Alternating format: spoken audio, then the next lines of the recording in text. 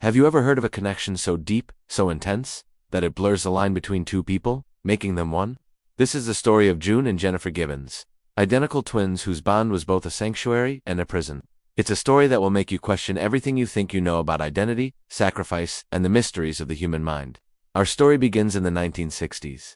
The Gibbons family moved from Barbados to Wales, hoping for a better life. But for young June and Jennifer, it was the start of a nightmare. As the only black children in their school, they faced relentless, cruel bullying. The constant taunts and isolation pushed them to make a pact, a desperate decision that would shape their entire lives. They decided to stop speaking to everyone. They retreated into a world of their own, a silent fortress built to keep the cruelty of the outside world at bay. This was the birth of the silent twins. Their silence wasn't empty. In fact, it was filled with a language no one else could understand. They developed their own secret code, a rapid-fire mix of English and Bajan Creole, spoken so fast it was indecipherable to their own family. This private language became the soundtrack to their shared isolation. While other kids were outside playing, June and Jennifer were locked away in their bedroom. This room wasn't just a bedroom. It was their entire universe. It was a library, a creative studio, and a sanctuary. Here, they unleashed an incredible wave of creativity. They filled thousands of pages with diaries, poems, and incredibly dark, complex novels. Their stories were filled with drama, crime, and tragic characters, perhaps reflecting the darkness they felt inside. They even tried to get their books published, mailing them out to publishing houses, dreaming of a life beyond their four walls. But their shared world had a strange and disturbing side. Their connection went far beyond that of typical twins. It was something else entirely, something almost supernatural. They practiced what observers called mirroring. If June scratched her nose, Jennifer would do the exact same thing at the exact same second, without even looking. They walked in perfect, synchronized step, like two soldiers marching to the same invisible beat. This mirroring wasn't just physical. They seemed to feel each other's emotions, each other's pain, as if they were truly one soul, inhabiting two separate bodies. Their diaries revealed a complicated love-hate relationship.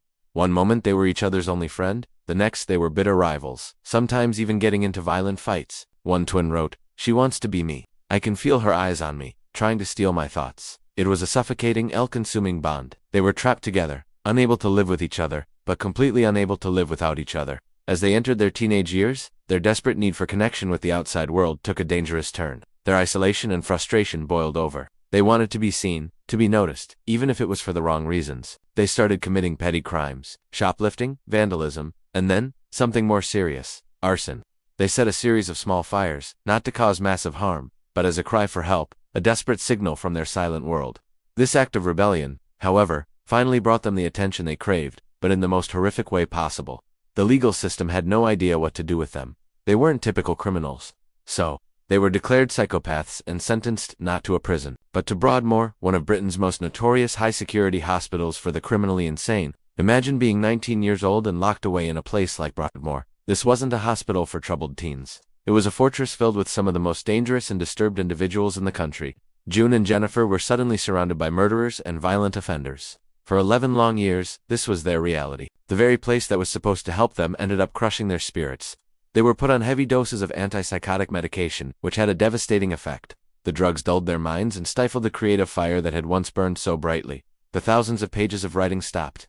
Their vibrant inner world, their only escape, was chemically extinguished. It was in the sterile, bleak environment of Broadmoor that they came to a chilling, heartbreaking realization. They understood a terrible truth about their bond. They could never be truly free, never lead normal lives, as long as they were both alive. Their connection was so powerful that one had to be extinguished for the other to flourish. One of them had to go. One day a journalist named Marjorie Wallace, who had been following their story for years, visited them in the hospital. During that visit, Jennifer looked her straight in the eye and said something that would haunt her forever. Calmly, matter-of-factly, Jennifer stated, Marjorie, I'm going to have to die." When the journalist asked why, Jennifer simply replied, "Because we decided." This wasn't a cry for help or a moment of despair. It was a calculated statement, a plan. They had made a final pact. It was the ultimate sacrifice. One life for another.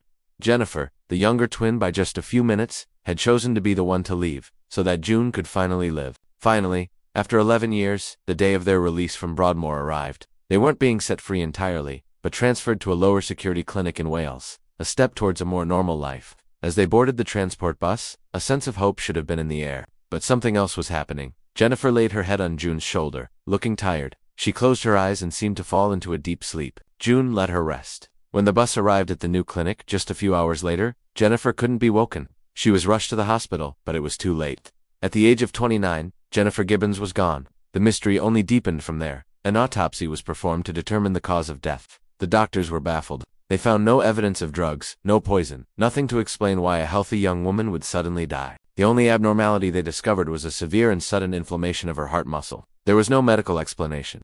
It was as if Jennifer had simply willed her own heart to stop beating. She had fulfilled her side of the pact. In the aftermath, the change in June was immediate and astounding. The moment Jennifer was gone, June began to speak, normally, to everyone. The silence was finally broken. When asked about her sister's passing, her words were both shocking and heartbreakingly honest. She said, "I'm free at last, liberated. And at last, Jennifer has given up her life for me." June went on to try and build a normal life, free from the suffocating bond that had defined her existence. The story of the silent twins is a profound and unsettling look into the power of human connection, the pain of isolation, and the incredible price of freedom. It's a true story that feels stranger than fiction, a mystery locked away in a place we can never fully understand. This is the Black Box.